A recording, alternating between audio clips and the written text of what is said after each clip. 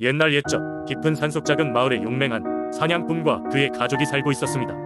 이 남자는 조금 무뚝뚝하지만 누구보다 사랑스러웠고 그의 아내는 지혜롭고 배려심이 깊었습니다.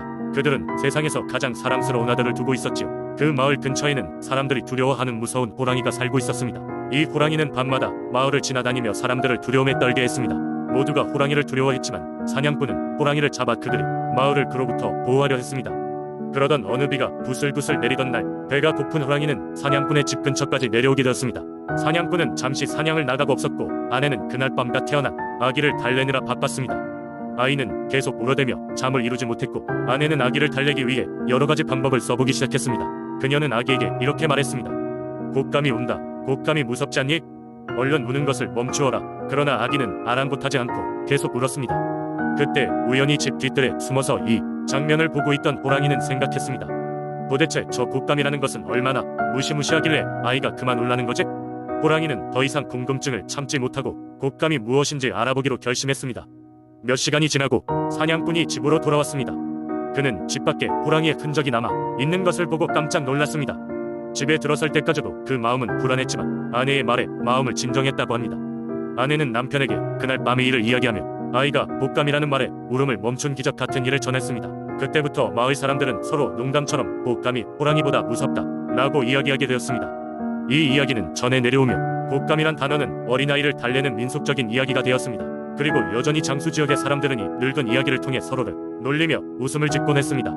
이렇게 호랑이와 곶감 이야기는 장수 민속 신앙에서 중요한 교훈을 전하는 일부가 되어 사람들에게 조그마한 유머와 교훈을 전해준 중요한 이야기로 남아있게 되었습니다. 두 번째 이야기. 오래전 한반도의 남쪽 끝에 자리잡은 고즈넉한 마을 양산. 이곳은 높은 산과 푸른 숲이 어우러진 자연의 아름다움으로 유명했다. 그런 마을에는 산신령의 이야기가 오랫동안 전해 내려왔다. 양산의 중심에는 천성산이라는 거대한 산이 있었다. 이 산에는 천성이라는 이름이 붙은 이유가 따로 있었다. 사람들은 이곳에 산신이 머무른다고 믿었고 이 산이 하늘이 준 선물이라고 했다. 이 신령스러운 산에는 수많은 전설이 얽혀 있었지만 그 중에서 가장 많이 전해져 내려오는 이야기는 천성산에 사는 산신령의 이야기였다. 옛날 옛적 양산에는 아름다운 여인이 살고 있었다. 그녀의 이름은 아랑이었는데 아랑은 마을 사람들 사이에서 자애롭고 지혜로운 사람으로 유명했다. 그런 아랑에게는 하나의 일상이 있었으니 매일 아침 천성산을 오르며 기도를 드리는 것이었다. 그녀는 산신령에게 마을의 평화와 풍요를 빌곤 했다. 어느 날 아랑은 평소처럼 천성산을 오르고 있었다. 그날따라 산의 공기는 더욱 신선하고 맑았다. 아랑은 산 정상에 도착하여 늘 하던 대로 산신령에게 기도를 드리기 시작했다. 기도를 마치고 일어서는 순간 한 노인이 그녀 앞에 나타났다. 노인은 하얀 수염을 길게 늘어뜨리고 있었으며 눈빛은 깊은 지혜를 담고 있었다. 노인은 아랑에게 말했다. 얘야, 내가 날마다 정성을 다해 기도하는 모습을 보고 내가 찾아왔단다. 나는 이 산의 산신이란다. 내가 마을을 위해 기도하는 그 마음이 너무 고맙고 아름다워 일이 나타나게 되었단다. 아랑은 꿈인지 생시인지 분간하지 못하며 그저 고개를 숙였다. 산신령은 아랑에게 감사의 뜻으로 두 가지 축복을 약속했다. 첫째는 마을에 풍요와 평화를 줄 것을, 둘째는 다른 사람들이 들어주지 않는 진실된 기도를 늘 들어줄 것을 약속했다. 아랑은 눈시울이 붉어지며 산신령에게 감사를 표했다. 그 후로 양산은 놀라운 변화를 겪었다. 마을에는 늘 풍년이 들었고 사람들은 예전보다도 더 화목하게 지냈다. 특히 어려운 상황에 처한 사람들이 천성산에 올라 기도하면 그 기도가 쉽게 이루어졌다고 전해진다. 마을 사람들은 아랑이 기도를 바친 그날을 기억하며 해마다 산신제를 열어 산신령에게 감사의 마음을 전했다. 세월이 지나면서 아랑은 세상을 떠났지만 그녀가 남긴 선행과 산신령의 이야기는 양산 의중요한 전설로서 계속해서 전해져 내려오고 있다.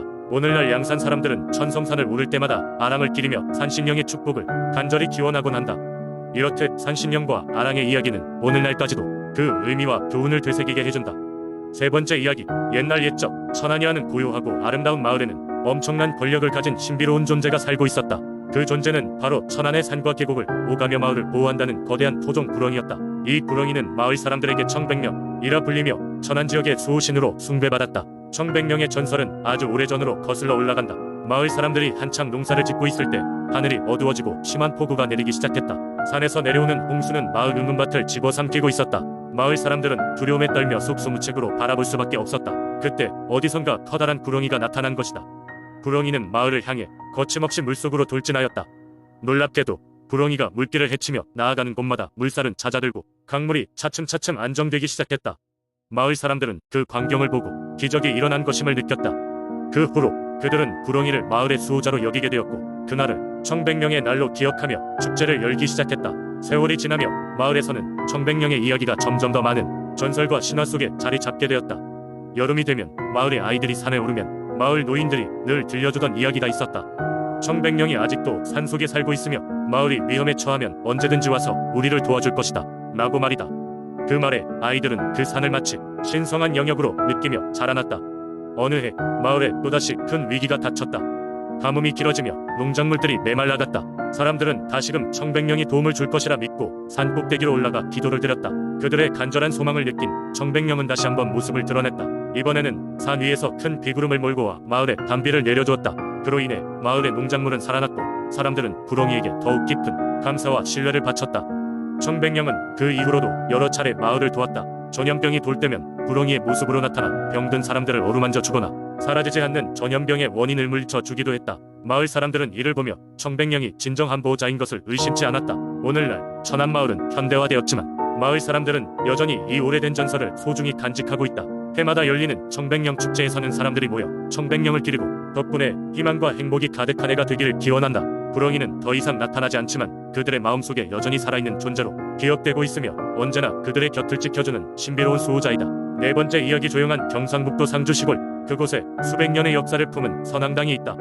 선앙당은 마을의 평화와 안녕을 기원하는 신성한 공간으로 매년 봄이 되면 마을 사람들은 산신제를 올리기 위해 이곳에 모이곤 했다.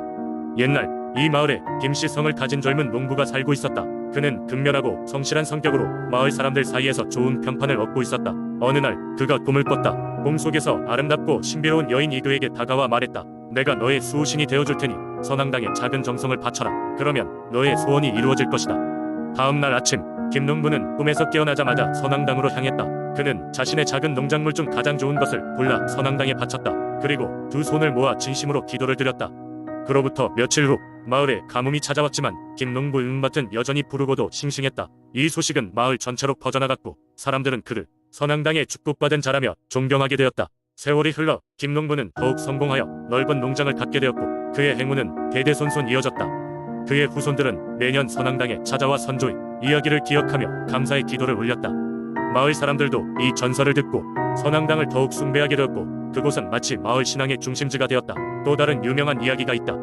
마을에서 가장 부유했던 최씨 집안의 아들이 선앙당에 다녀오지 않고 무시하였는데 그해 가을 큰 홍수로 인해 그들의 농사가 물에 잠기고 큰 부상을 입었다고 한다. 그 후로 최씨 집안은 더욱 신앙심을 갖게 되었고 매년 선앙당에 정성 어린 제물을 바치게 되었다. 이렇듯 선앙당은 상주 지역의 민속신앙 속에 자리 잡고 있는 신비로운 공간으로 마을 사람들에게는 조상과 신에 대한 경외심을 불러일으키는 중요한 장소였다. 오랜 세월 소중히 지켜온 선앙당 이야기는 오늘날에도 마을 사람들의 가슴속에 깊이 자리하고 있으며 외지인들에게도 흥미로운 전설로 전해지고 있다.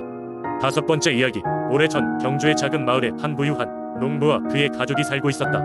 농부에게는 3명의 아름다운 딸이 있었는데 세 딸은 모두 똑똑하고 착했지만 각각의 성격이 조금씩 달랐다. 첫째 딸은 책임감이 강하고 차분했으며 둘째는 풍부한 상상력과 재주를 가진 어린 소녀였다. 막내는 밝고 활달하며 사랑스러운 성격을 가지고 있었는데 마을 사람들은 종종 그녀의 엉뚱하고 사랑스러운 행동을 보고 웃음을 터뜨리곤 했다. 농부의 집에는 유명한 벚나무 숲이 있었는데 이곳은 햇살이 따스하게 내리쬐는 날이면 더욱 아름다움을 발산했다. 각양각색의 꽃과 나무들로 가득 찬 이곳은 마을 주민들에게는 축복과 같은 정수로 여겨졌고 가끔씩 마을의 아이들은 이 숲을 누비며 술래잡기 놀이를 하기도 했다. 행복한 시절이 이어지고 있었지만 마을 사람들은 이 숲이 때로는 신비로운 사건의 무대가 되기도 한다는 이야기를 들려주곤 했다. 몇몇 노인들은 그 벚나무 숲에 오래전부터 내려오는 전설이 있음을 알고 있었다.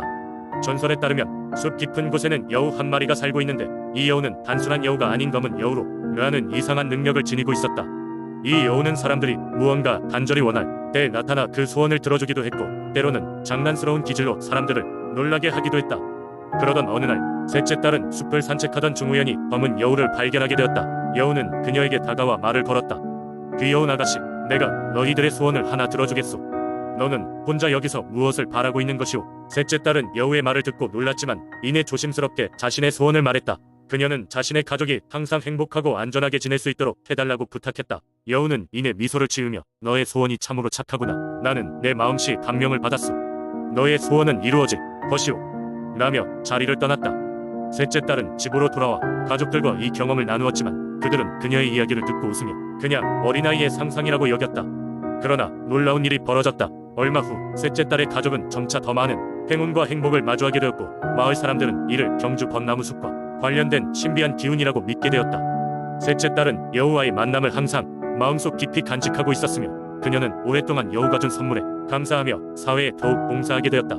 시간이 흘러 마을 사람들은 이 이야기를 경주의 고유한 전설로 기억하게 되었으며 마을의 아이들은 여전히 그 숲을 누비며 그 신비로운 검은 여우를 찾으려는 모험을 하곤 했다. 이러한 경주의 전설은 세월이 지나도 변함없이 새로운 낭만적인 이야기로 전해졌고 마을의 작은 마법 같은 포근함을 유지하게 만들었다.